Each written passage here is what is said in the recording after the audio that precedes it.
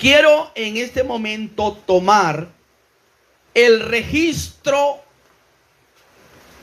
la evidencia que tomó Juan, el apóstol. Evangelio según San Juan, capítulo 20. Por supuesto, esta misma escritura la encontramos en el Evangelio según San Mateo, capítulo 28. Es el paralelo.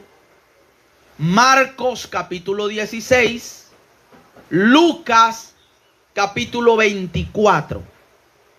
Nosotros nos vamos a centrar en la evidencia que tomó el apóstol Juan. Juan capítulo 20. Gracias, Jenny. Juan capítulo 20, correcto. Juan capítulo 20. Quiero tomar, escuchen. Ya le di los textos paralelos. Los textos paralelos para que usted también corrobore. Y usted me preguntará, pastor, ¿por qué tomas a Juan y no tomas a Mateo? Y no tomas a Marcos y no tomas a Lucas, que también dan el mismo registro de la resurrección. Lo tomo porque primero Juan era uno de los discípulos más cercanos al maestro. Mira el detalle que me lleva a tomar a Juan. Los leí todos, los he estudiado a todos, pero dije, a Juan no se lo contaron. Ojo, a Juan no se lo contaron, a Mateo sí se lo contaron, a Marcos sí se lo contaron, a Lucas, que no era de los 12 apóstoles. ¿Cuántos saben que Lucas no era de los 12 apóstoles? Lucas no era de los 12 apóstoles porque Lucas no era judío, Lucas era griego. Lucas fue discípulo de Pablo en los viajes misioneros. Más adelante él se interesa por investigar minuciosamente la vida de Jesús y luego él entonces comienza a estudiar la vida de Jesús toda, a indagar.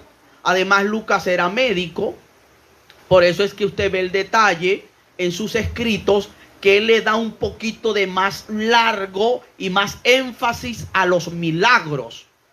Porque el médico confía en la ciencia. Y cuando él veía los milagros, me imagino que él se sorprendía. Y luego él se confronta con eso. Entonces, a Mateo se lo contaron de la resurrección de Jesús. A Lucas se lo contaron también y él lo investigó. Y no quiere decir que sea menos importante. A Marcos también se lo contaron. Marcos era escritor. Mateo era recaudador de impuestos, un contador público. Juan no se lo contaron. Juan lo vio. Juan observó de primera mano. Él corrió, fue a ver. Es lo que vamos a mirar. Entonces vamos a mirar qué nos dice Juan, el discípulo amado, el que vivía recostado al pecho del maestro. Dice así, San Juan capítulo 20. El primer día de la semana. ¿Cuándo es? Domingo. María Magdalena fue de mañana, siendo aún oscuro. Más o menos, ¿qué hora? 5, 4 de la mañana, en fin, 6, en fin. Fue al sepulcro y vio, oiga esto, vio quitada la piedra del sepulcro.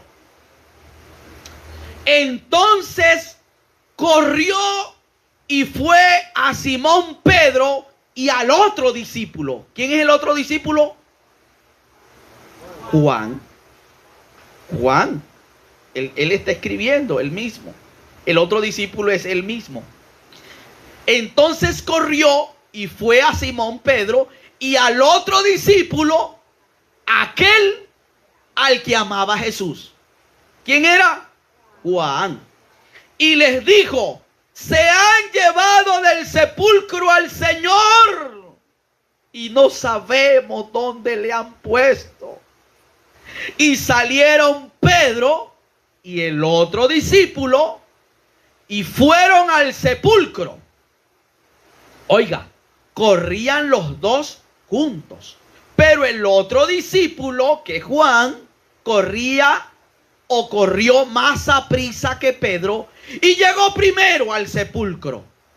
Y bajando a mirar, vio los lienzos. Oiga, detalle importante. Vio los lienzos puestos allí, pero no entró. Luego llegó Simón Pedro tras él y entró en el sepulcro, más abajo, porque habían unos escalones. Y vio los lienzos puestos allí. Y además el sudario que había estado sobre la cabeza de Jesús, no puesto con los lienzos, sino enrollado en un lugar aparte. Entonces entró también el otro discípulo, o sea, Juan.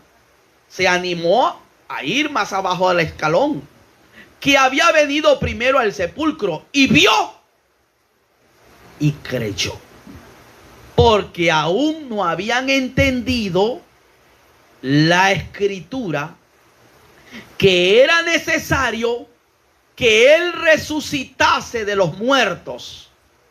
Y volvieron los discípulos a los suyos. Y ahí continúa toda la historia. Ok, no cierre su Biblia, mire los detalles. Más que predicarles, voy a tratar de enseñarles. Téngame un poquito de paciencia, porque cuando estoy enseñando la palabra me vuelvo un poquito repetitivo, pero es para hacerle caer en cuenta de unos detalles que son muy importantes. Muy importantes. Detalles como ver los lienzos. Ustedes sí notaron que Juan se concentró e hizo énfasis en los lienzos, en el sudario, cosa de que Mateo, Lucas y Marcos. ¿Por qué? Porque se tenía el rumor de que se lo iban a robar el cuerpo del maestro.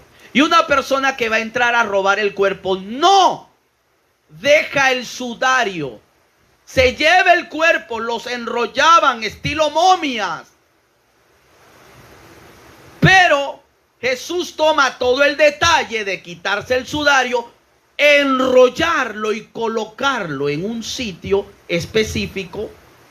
Se quita su túnica y se coloca en un sitio específico los lienzos con que lo enrollaron y todo. Todos esos detalles, de acuerdo a la tradición judía, hablaban y daban entendimiento a los discípulos y le corroboraban que a él no se lo robaron, como la guardia romana hizo propagar por todo el imperio que era que se lo habían robado.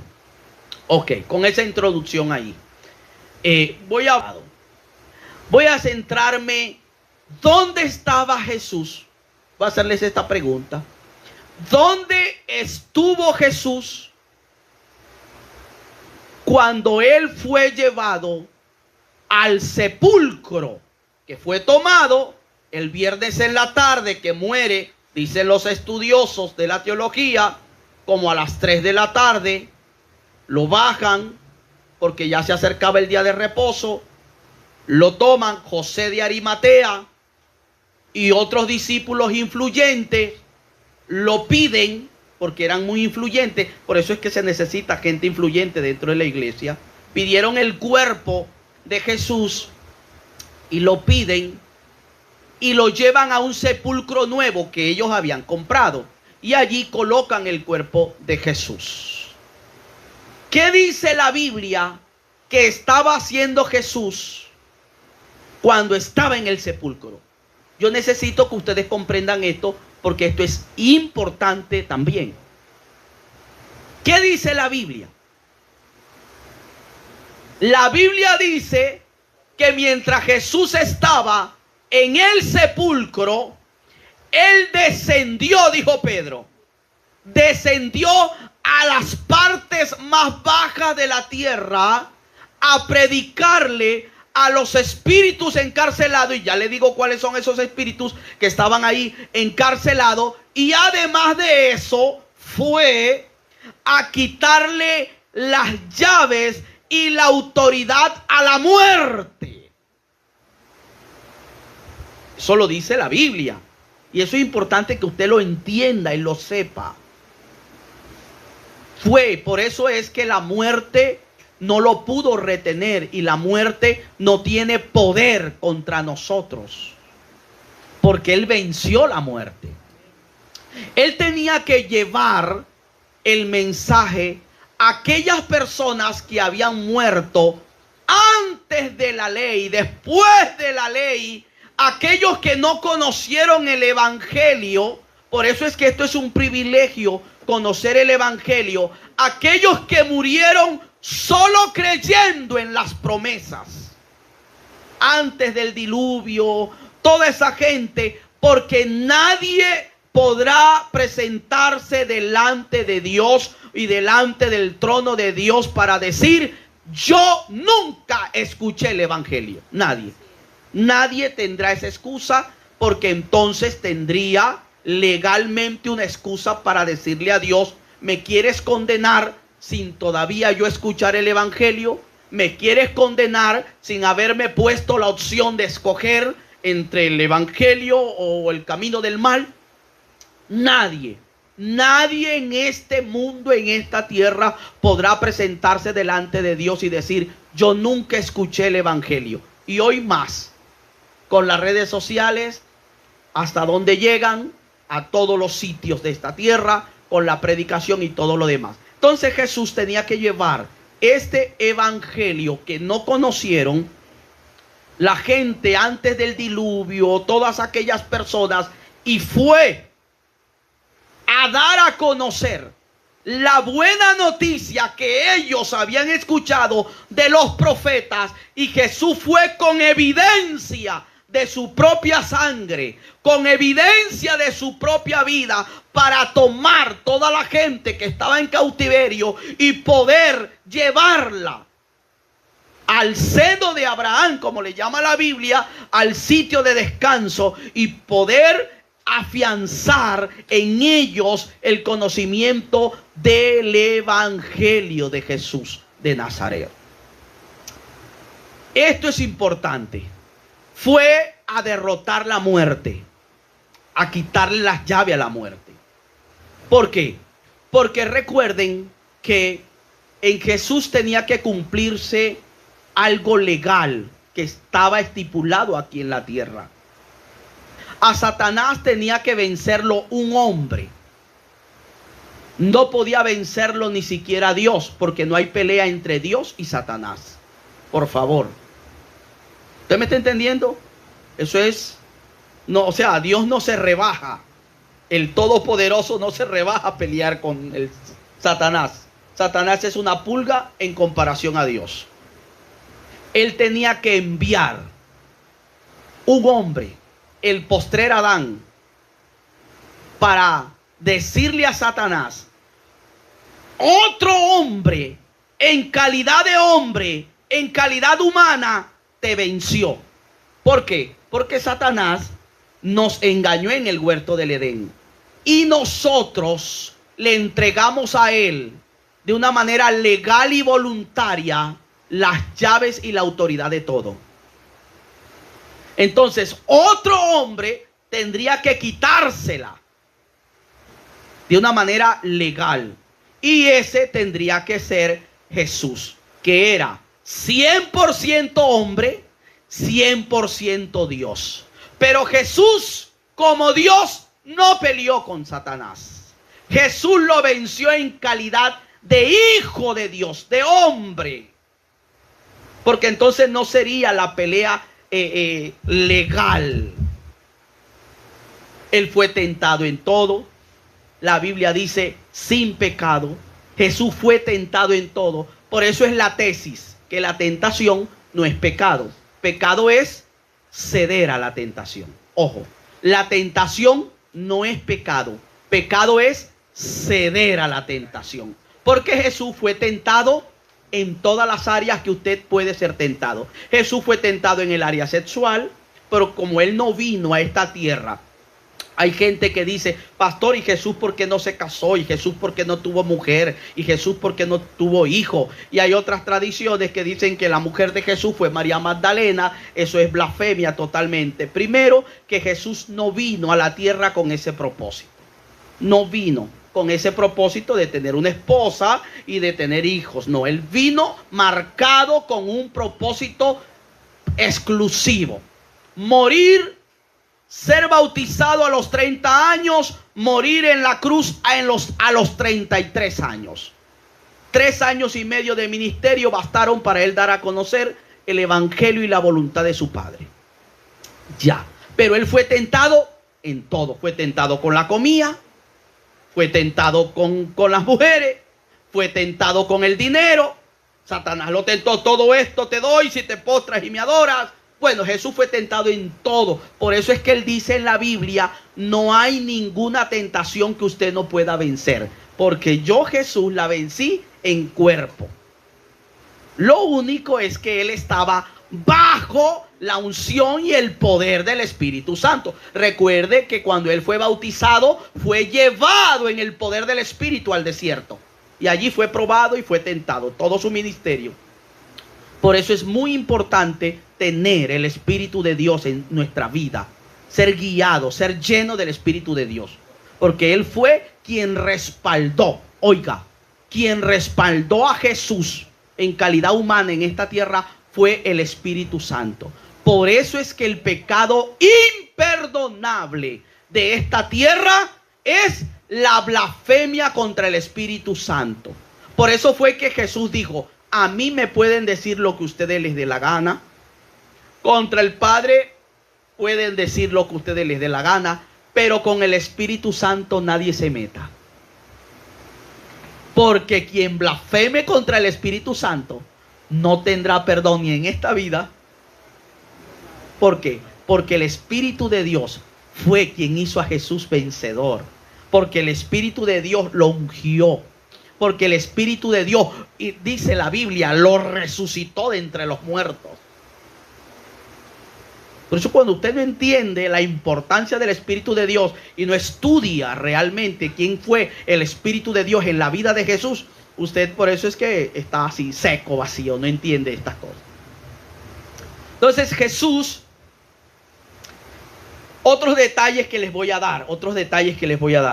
¿Cuántos saben que mientras Jesús estuvo aquí en esta tierra, los 33 años que Él estuvo aquí en esta tierra, Jason Becerra, Él no era, oiga, en su calidad humana, Él no era omnipotente, ni omnipresente, ni omnisciente. Mientras Él estuvo aquí porque estaba sujeto a un cuerpo. Él no podía aparecerse ni desaparecerse. Él no podía estar aquí ni podía estar allá al mismo tiempo. Excepto cuando resucita. Cuando Él resucitó de entre los muertos, entonces recibe un cuerpo glorificado. De tal manera que puede cruzar las paredes. Aparecerse y desaparecerse. Antes no. Porque estaba sujeto a un cuerpo todavía. Pero cuando Él resucita, resucita en un cuerpo glorioso. Y mire lo lindo de esto. Semejante a ese cuerpo es el que nosotros vamos a tomar cuando seamos levantados. Si en este momento a Dios se le ocurre venir por su iglesia y sonar la trompeta, yo cruzo esas palmas sin tocarlas. Se queda mi chaqueta, se quedan mis zapatos, se queda el micrófono y se queda aquí el que ande mal. y cruzamos.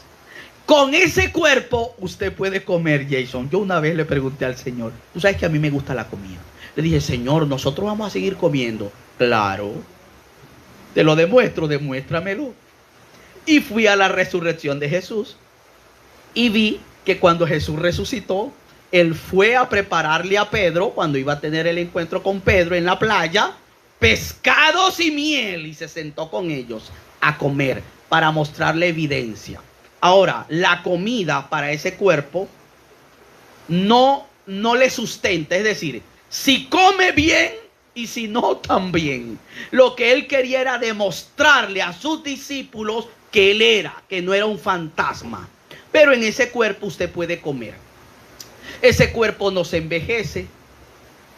El cuerpo que tiene Jesús ahora mismo es un cuerpo glorificado. ¿Sabe usted qué está haciendo Jesús en este momento?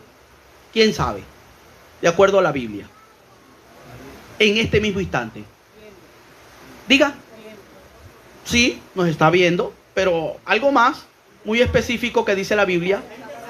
Está sentado, la Biblia dice, Jesús está sentado a la derecha, o a la diestra, o al poder de su Padre, intercediendo por todos nosotros. Él es el intermediario, el intercesor. Lo que pasa es que la religión nos ha hecho ver a Jesús todavía como lo que la pastora decía. Muchos de ustedes tienen en su mente todavía clavado al Jesús que han visto en la iglesia católica de toda su vida.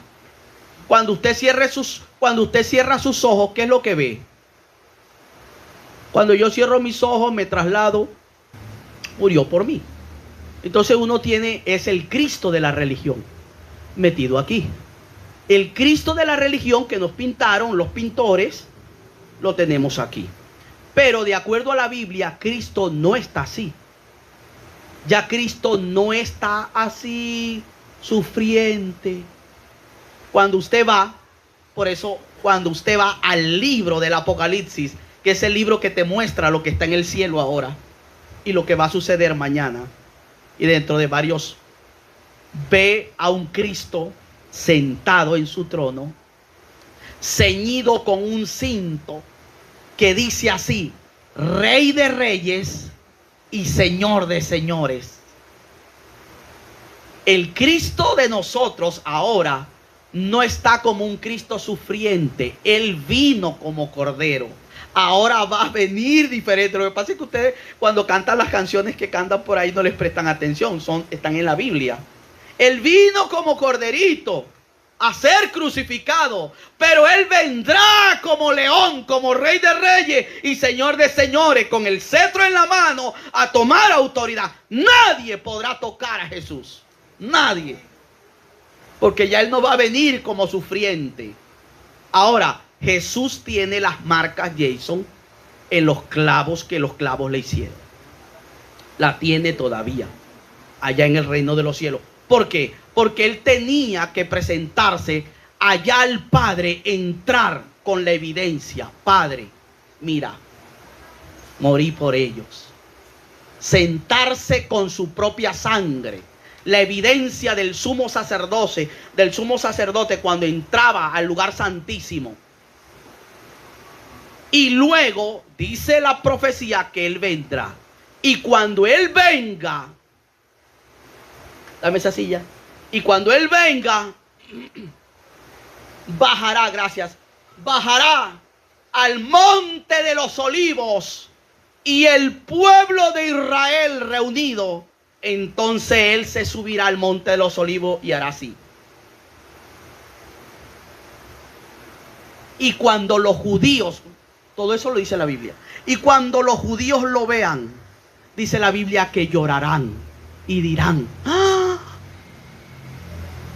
¡Era Él! ¡Era Él! Lo matamos. Y dice la Biblia: y llorarán como se llora un hijo unigénito cuando es muerto. O sea, se desgarrarán los corazones y se arrepentirá la nación de Israel. Porque Cristo vendrá con la evidencia en sus manos y tendrá que mostrársela. Porque ellos son la prefiguración del Tomás. Tendrán que ver primero. Por eso es que a él todavía las marcas no se le han quitado. Él las tiene como evidencia de la redención de nosotros. Estas verdades, la tradición, si las sabe, no las predica. Y si las predica, no las entiende. Y no sé qué será. Pero cuando uno estudia, lee realmente la palabra de Dios, entonces uno necesariamente tiene que salir de la tradición y decir, es que no es la tradición, es que no es golpearme como lo hacen en mi pueblo con una túnica negra, es que no es caminar y subir el santo exiomo de rodilla y pagar penitencias allá, y entre más me haga llaga en las rodillas, más yo agrado a Dios. Y la tradición tiene a la gente loca. Y hay del que se meta con la tradición en esto. Porque entre otras cosas la tradición religiosa la han fusionado con la cultura. Entonces cuando usted habla de estas cosas y lo habla de una manera legal como se les está hablando, entonces usted dice, estás metiéndote con la cultura. Esta es nuestra cultura. Y la Biblia no se enmarca en eso. Por eso es que la gente está ciega.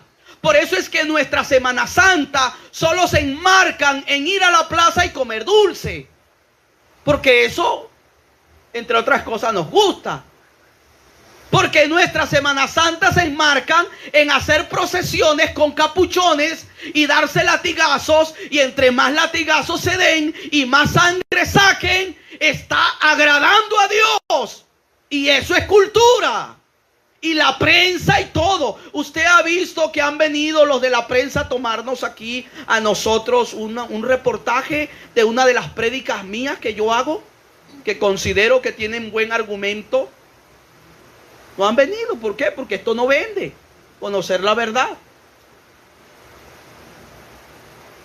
Entonces la tradición está hundida en eso. Para la tradición eso es una fiesta. En mi pueblo, todas las casas de mi pueblo, la mayoría están pintadas con todos los rostros de Jesús, con todos los rostros de María, con todos los apóstoles y todo lo demás. El Jueves Santo caminaron a pies descalzos, con tremendo sol que hubo. Se daban latigazos. Son 12 estaciones, 12, y cada vez que se arrodillan y oran la oración del Jueves Santo, ellos dicen en su tradición que ellos sacan una alma del purgatorio. No hay purgatorio. Ninguna alma tiene autorización de salir del purgatorio, porque entre otras cosas ni purgatorio hay. Y nadie tiene autoridad de sacar a alguien después de que esté muerto, excepto Jesús. Entonces todas estas tradiciones y todas estas cosas, la gente lo da por verdad. La verdad. ¿Cómo vives la tradición? ¿Cómo vives esto? Si a nosotros se nos convierte hoy domingo solo como una misa o un culto más, y usted no entiende estas verdades, para usted será una misa más. Si usted sale de aquí solo con información y no con una convicción real de que Jesucristo resucitó y vive y reina para siempre, lo de nosotros entonces también es una tradición, no es más. Claro, no tenemos ídolos colgados aquí, tenemos paneles acústicos solo, para que choque el sonido y no haga eco. No tendremos los ídolos aquí, pero muchos ídolos están dentro de nuestro corazón todavía. Entonces estamos peores que los idólatras. Esas son las grandes verdades que la gente no quiere escuchar. Ni en las iglesias se quiere predicar. Porque esto no saca aplauso, no gana gente. Esto no lo montan en las redes sociales porque es controversial, porque es la verdad, porque usted tiene que entender esto. O de no, vamos a vivir toda la vida sumergidos de Semana Santa en Semana Santa y predicar los mismos sermones de toda la vida.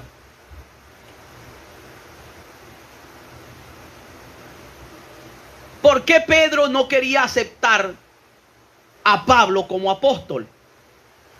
¿Por qué no lo quería aceptar?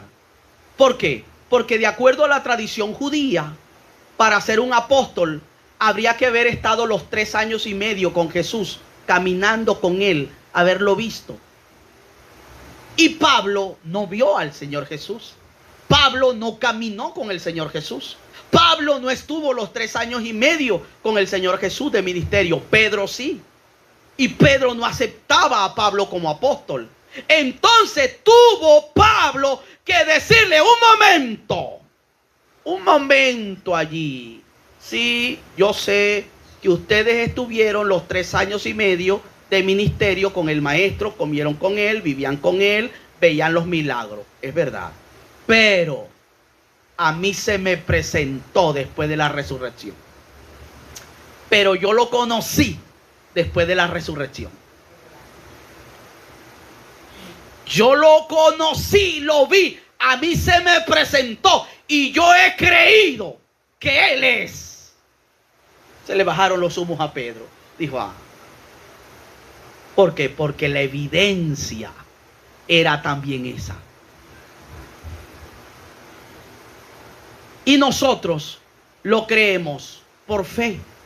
A mí, hasta hoy a mí, de una manera personal, de pronto alguno de ustedes sí, yo hablo por mí, no se me ha presentado. Tal vez he visto en algunos momentos visiones, situaciones, cosas, experiencias con el Espíritu Santo, he tenido muchas, pero de una manera así tan tangible, no. Yo lo creo por la fe.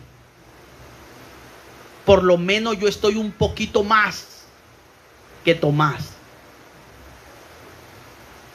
La mayoría de nosotros, señores, o habrá aquí algún Tomás. Si hay aquí algún Tomás, prepárese para que Jesús se le presente. Yo no tengo necesidad que Jesús se me presente. Yo he creído, y estoy seguro por la fe que me ha impartido el Espíritu de Dios, que Jesús vino a esta tierra, murió y resucitó, y punto.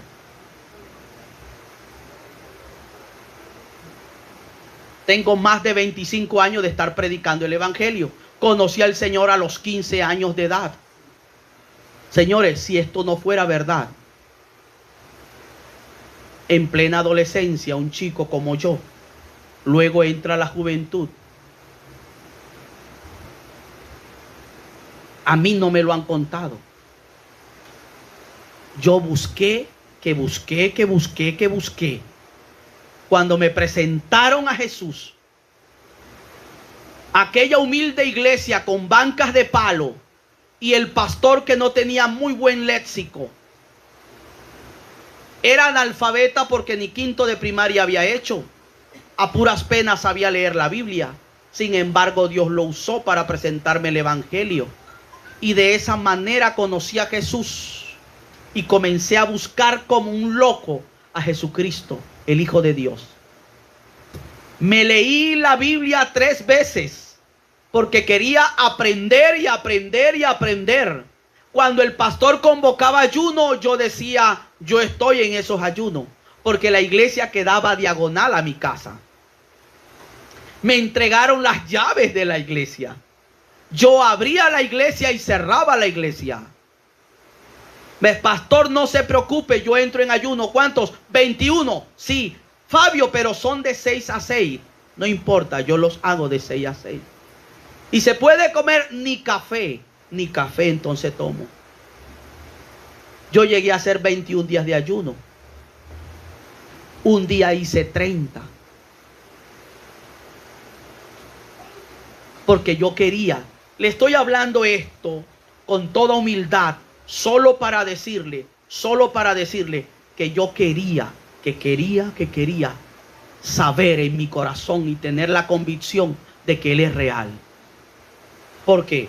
Porque cuando uno está en este camino y no tiene convicción de que Dios es real, señores, fácilmente se aparta. Porque ¿qué hace uno, Keila, con sufrir si esto no es real? ¿Qué hace uno con recibir humillaciones y cohibirse de tanta cosa si esto no es real, señores? Entonces, cerrámonos, comamos y bebamos y que cada quien haga lo que le dé la gana. Si esto no es real, entonces, ¿qué hacemos aquí? Hay un Dios que es real, señores. Hay un Dios que está vivo. Por eso yo a ustedes les insisto, no es las prédicas en YouTube y vea YouTube, no es que se lo digan, no es que usted lo escuche, no es simple un mensaje por WhatsApp, no, es que tanto usted ha vivido su propia experiencia con Jesús. ¿Por qué yo tomo a Juan? ¿Por qué yo tomo a Juan? Porque a Juan no se lo contaron. Juan lo vio. Juan lo vio. El único discípulo que murió de muerte natural, viejito, en la isla de Patmos, extraditado, fue Juan, al que se le reveló el libro del Apocalipsis. A mí no me lo han contado, señores. Yo no escuché este cuento por la internet, ni por un WhatsApp que me mandaron. Yo sé que Dios es real y que Él es vivo y que vale la pena buscarlo. Vale la pena cohibirse de muchas cosas. A mí me decían, Fabio, mis amigos, estás perdiendo ahí el tiempo. Yo antes me gustaba mucho la música de Michael Jackson, sabía bailar toda esa música, sé lo que es echarse para atrás, me hacían rueda bailando, haciendo tantas cosas. Practiqué taekwondo porque me encantaba, caminaba por allí con los pies la cabeza para abajo y los pies para arriba. Me tiraba de ahí, caía de pie, podía hacer una voltereta aquí y caer de pie. Y los amigos me decían, estás perdiendo el tiempo, no sé qué. No, eso es para los viejos, eso es para no sé qué. No, yo sabía que sabía.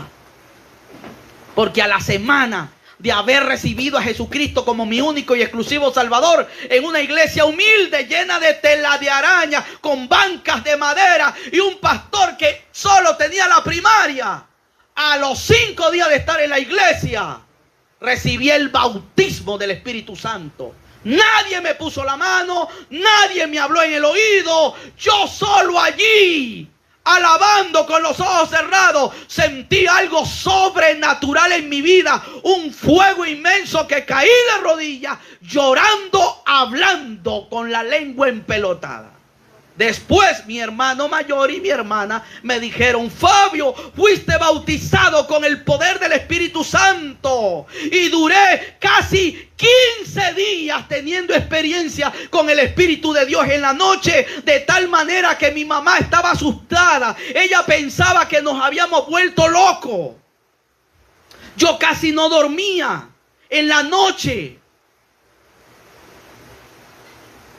Mi mamá se levantaba a orinar y me veía a mí orando. Se iba a acostar y luego venía y me veía a mí orando. Fabio, ¿no estás durmiendo? Sí, dormí un poquito, pero no sé, siento algo, que sentí algo. ¿Qué sentiste? No sé, sentí como una luz, como algo en mi cuerpo. Siento mi corazón acelerado, como un fuego, como algo que me lleva a orar y me lleva a orar. Y hablaba con ella en español y de repente comenzaba a hablar en lengua. Y al día siguiente me tocaba ir a mis clases. Y cuando iba a mis clases y estaba haciendo las exposiciones y estaban las profesoras delante de mí y yo haciendo las exposiciones en la cartelera y yo iba a hablar en español y resultaba entonces hablando en lengua. Y todos se reían, pues ya yo estaba identificado que era cristiano. Decía, ¡ay, el pastor! Yo sabía lo que estaba pasando dentro de mí. Y luego comenzaba a indagar, a buscar qué es esto que me está pasando, qué es esto, qué es esto, qué es esto. ¿Por qué? Porque hay que tener una evidencia de que Dios es real, que no te lo han contado. Que Dios es un Dios vivo. ¿Por qué los discípulos morían y eran quemados?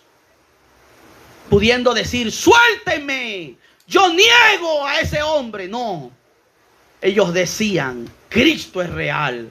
Él está vivo Y la mayoría de los apóstoles y la mayoría de los discípulos murieron de muertes trágicas porque ellos entendieron que el maestro de ellos no había quedado en un sepulcro, sino que había resucitado. A Pedro lo crucificaron con la cabeza para abajo y los pies para arriba porque él no era digno de morir como su maestro. A los demás los crucificaban a espada, a otros los quemaban en hoguera y le decían: niega a Jesús, niega a Jesús. Y ellos decían: no lo negaremos, no lo negaremos porque Él vive. Ese es el evangelio que yo quiero. Eso es lo que yo quiero tener por dentro. Cuando Roma, Isabel la Católica, se paraba en los coliseos en Roma y tiraban a los pobres cristianos, las mujeres embarazadas, las tiraban ahí y soltaban los leones para que los leones dañaran y destruyeran a todos los cristianos. Eso era fiesta para ellos. A ellos no les interesaba. Ellos de rodillas podían tener los niños de brazos, las mujeres embarazadas, y venían los leones feroces y ellos decían: Cristo, yo sé que eres real, yo sé que eres real. Y allí morían. ¿Por qué eso? Eso no es fanatismo. La sociedad ha creído y ha hecho creer que eso es fanatismo. Eso no fue fanatismo. Eso fue gente que tenía convicción en un Cristo resucitado, señores. Eso era así.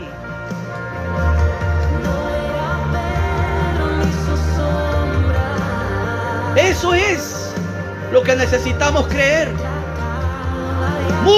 Mucha gente ha dado la vida por Jesús.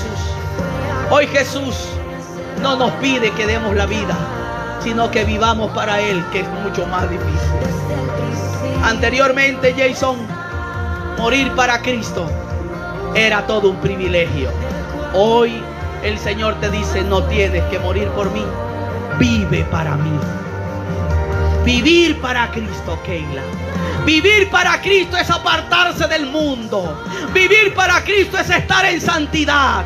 Vivir para Cristo es creer que Él resucitó y vive para siempre. Vivir la vida de Él, de obediencia, de santidad, de entrega, de rendición.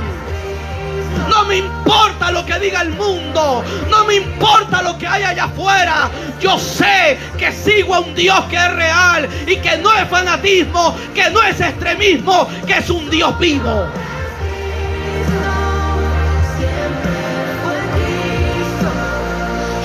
Cierre sus ojos, señores, pudiera predicarle. Qué lindo predicar de la cruz de Cristo. Qué lindo predicar de la resurrección de Jesús. Colóquese de pie. Diga: Señor, ayúdame a creer. Ayúdame a creer. Ayúdame a creer. Jesús, cuando resucitó, duró 40 días apareciéndosele a sus discípulos, para que no dijeran que era un fantasma. Después que Él resucitó, duró 40 días más en la tierra. Y cuando ellos estaban cerrada la puerta, ¡prum!, de repente se les apareció Jesús para darle la evidencia. Sonia, y hubo un momento que cuando Jesús se presentó en medio, Tomás no estaba. Y los discípulos le dijeron: Tomás, lo hemos visto, se nos presentó. Y Tomás dijo: si yo no lo veo, no creo. Si yo no lo veo, no creo. Y Jesús lo sabía. Y luego Jesús se le presentó en medio otra vez. Entre esos estaba Tomás. Y le dijo: Tomás, yo soy. Ver para creer. Yo no lo he visto, tú no lo has visto, pero yo creo que Él es real. Él es real. Levanta tus brazos y dile: Señor, gracias. Gracias por escogerme. Gracias por llamarme. Gracias por amarme. Aleluya. Se trataba de alguien más.